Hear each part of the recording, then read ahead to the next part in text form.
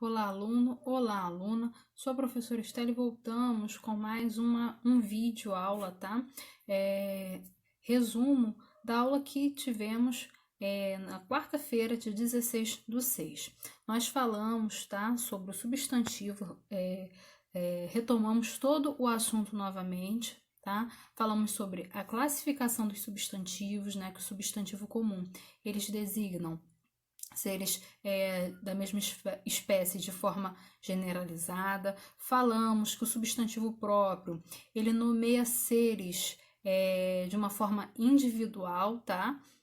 Falamos do substantivo simples, que são aqueles que são formados por apenas uma palavra. Falamos também do substantivo composto, que são formados por mais de uma palavra. Desmistificamos o substantivo concreto e o abstrato, né? Estavam acontecendo algumas dúvidas recorrentes com relação ao substantivo concreto e o abstrato. Qual era o problema? Quando nós estudamos lá no quarto, quinto ano, os professores, a professora, né, nos ensinava o quê? Que o substantivo concreto é tudo aquilo que a gente consegue pegar. E o abstrato é tudo que a gente não consegue pegar, né? E a gente desmistificou isso. Porque o substantivo concreto, ele nomeia seres de existência real ou imaginário, né? Pode ser objetos, pessoas, animais. E aqui no nosso exemplo nós temos a sereia. Sereia é um ser fictício, né, gente? Não existe no nosso mundo real. Porém, a sereia, ela existe por si só. Ou seja, é um ponto de referência. É isso que a gente trabalhou na aula para quebrar esse conceito incompleto, né? De concreto é tudo que eu consigo pegar. Ou seja, né, se eu tenho a sereia está no mar, então vou usar a sereia como um ponto de referência para o meu substantivo abstrato, né? E o substantivo abstrato é aquele que designa qualidades, sentimentos, ações ou estado dos seres, né? E não podem existir isoladamente, separadamente. Ou seja, eu preciso do ponto de referência, como eu falei anteriormente do substantivo concreto, para que o substantivo abstrato ele coexista. Ou seja, né? Vamos imaginar aqui, vamos trabalhar agora a nossa imaginação. Essa mão que você está vendo aqui, tá vendo? Eu sacudindo ela. Essa mão aqui é uma bruxa, né? E aí, essa que tá aqui em cima é o substantivo abstrato, ou seja, se eu falo a bruxa é feia, ou seja, eu falei, né, que a bruxa, o meu ponto de referência, ela é feia, ou seja, isso aqui é a qualidade, né? Eu odeio rosas. Qual é o meu ponto de referência? As rosas, né? E o ódio, o que é o ódio? O ódio é o sentimento abstrato, é o substantivo abstrato, né? É um sentimento, certo, pessoal? Espero que vocês não errem mais nesse ponto aí, ok? Então, exemplos aí para o substantivo abstrato, tem saudade, carinho, beleza, né? A gente pode colocar aí cansaço, né? Que é um estado físico, correndo, né? Embora seja um verbo, estar correndo é uma ação, né? Que está acontecendo com o ser, ok? Então vamos lá, falamos também sobre o substantivo primitivo, que são aqueles que dão origem a novas palavras, né? São aquelas primeiras palavras que a gente encontra, certo? Jornal, terra, ferro, né? Aí no exemplo. E o substantivo derivado são aquelas que elas vão ser formadas a partir dessa palavra primitiva, né? Como no exemplo anterior aí eu falei jornal, então eu tenho jornaleiro, tá vendo? O fato de eu ter falado jornaleiro, esse eiro, eu formei uma outra palavra derivada. Falamos também sobre os substantivos coletivos, né? Que são aqueles que nomeiam um conjunto de seres, né? De uma forma única, né? Vamos dizer, uma coleção de livros, biblioteca, um conjunto de ilhas, arquipélago, um conjunto de chaves, né? Eu tenho muitas chaves ali no chaveiro, então é molho, enfim, né, pessoal? Não tem mistério também nenhum aí. Falamos sobre que o gênero ele se flexiona, né, em gênero, número e grau, tá? E trabalhamos um pouquinho essa questão das regras, tá bom? Você tem isso no seu material didático, tá? Você tem isso no seu livro 1 e qualquer dúvida é só você consultar que você tem essa tabela no seu livro, certo? Falamos aqui que a flexão do gênero, ela se dá, né, do masculino para o feminino, né? A gente tem algumas regras aí, né? Trabalhando essa questão da troca da palavra masculina para palavra feminina, né? E a gente falou também, né, daquelas formas que para o masculino eu tenho uma palavra e para o feminino eu tenho uma palavra totalmente diferente, né? Por exemplo, homem, mulher, boi, vaca, cão, cadela, né, pessoal? Essa condição, né, de transformar o masculino, a palavra masculina com alguns acréscimos para o feminino, isso é chamado de quê? É um substantivo biforme, ou seja, eu tenho duas formas para representar uma mesma palavra, só que de gêneros diferentes, né? Para o masculino, eu vou falar um exemplo aqui, né? Chefe.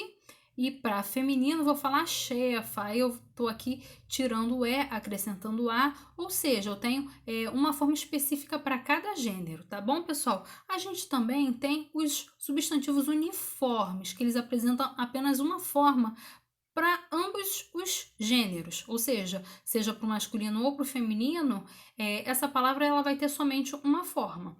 E dentro desses uniformes nós temos o epiceno, o sobrecomum e o comum de dois gêneros.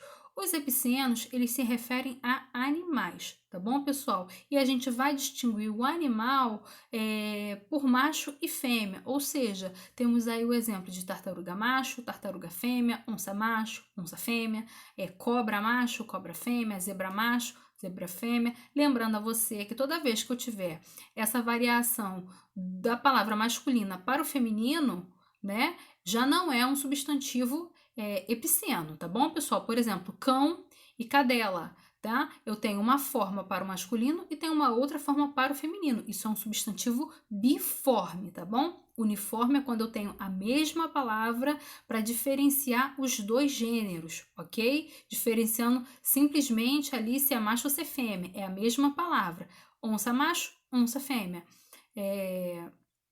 Os sobrecomuns, eles designam pessoas. Temos aí também, né, a mesma questão, né? Eu tenho uma forma somente para os dois gêneros, ou seja, eu tenho a criança, a testemunha, a pessoa. Eu não consigo transformar essas palavras que eu falei aqui e outras, muitas outras, para o masculino. O comum de dois gêneros, eles designam os indivíduos dos dois gêneros, masculino e feminino, com o acréscimo do artigo no início, tá bom, pessoal? A palavra em si não vai variar, o que vai fazer a minha ligação, que é masculino ou é feminino, é o artigo que está precedendo esta palavra. O intérprete, a intérprete. O cliente, a cliente. Ok? O fã, a fã. E a gente também viu que, quanto ao número do substantivo, ele pode ser singular ou plural. E mais uma vez aí você está vendo a nossa tabela, né? Transformando as palavras do plural para, as palavras do singular para o plural, ok? Isso também tem no seu livro 1, ok? Você pode dar uma olhada lá. Temos aí as regras dos substantivos simples, temos as regras do substantivo composto, tá? E finalizando aí o nosso assunto substantivo, tá? Que esse assunto já está no livro 2, tá? É a sua primeira unidade aí do livro 2. Vem falando sobre o grau do substantivo, né? A gente viu que o substantivo, o grau dele, né? Ele pode ser aumentado ou diminuído. Ou seja, se eu consigo aumentar e se eu consigo diminuir, significa que eu tenho o grau normal, né? Que seria o nome comum que a gente conhece das palavras. Por exemplo, mesa. Mesa é o grau normal desse substantivo. E aí, eu vou agora colocar um aumentativo ou um diminutivo. Mesinha, diminutivo, né? Eu falei agora que ela é uma mesinha, pode ser bonitinha, pode ser pequenininha mesmo, né? E eu posso falar que ela é uma mesona, certo? Ou também eu posso falar que é uma mesa pequena ou que é uma mesa grande. Ou seja, para isso a gente usa o quê? O modo sintético ou o modo analítico. Pessoal, o modo sintético é aquele que a gente utiliza as terminações, tá? Os sufixos inho, diminutivo, inho, zinho, aumentativo sintético, tá? Ão, ona, zão. E aí a gente tem o que? A forma sintética, tá? Ou a analítica, né? O modo sintético é aquele que a gente vai utilizar um sufixo, tá bom? Seja no aumentativo ou no diminutivo. E a forma analítica, eu vou utilizar o auxílio do adjetivo para ele me dizer se é grande ou se é pequeno. Vamos ver isso na prática?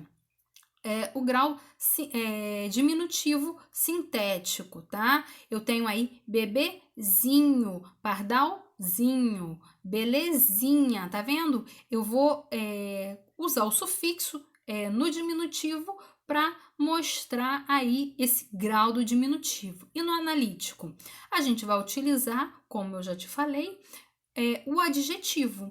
Então, eu posso falar casa pequena, caixa pequena, roupa minúscula, carro pequeno, tá bom? O grau do aumentativo no modo sintético é a mesma coisa, tá? A gente vai usar aí os sufixos, tá bom? Dando o aumento aí do grau, tá? Temos aí bebezão, meninão, garotona.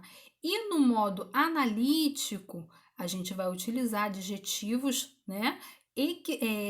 Adjetivo da palavra grande ou os seus equivalentes. Por exemplo, bebê grande, casa grande, carro enorme.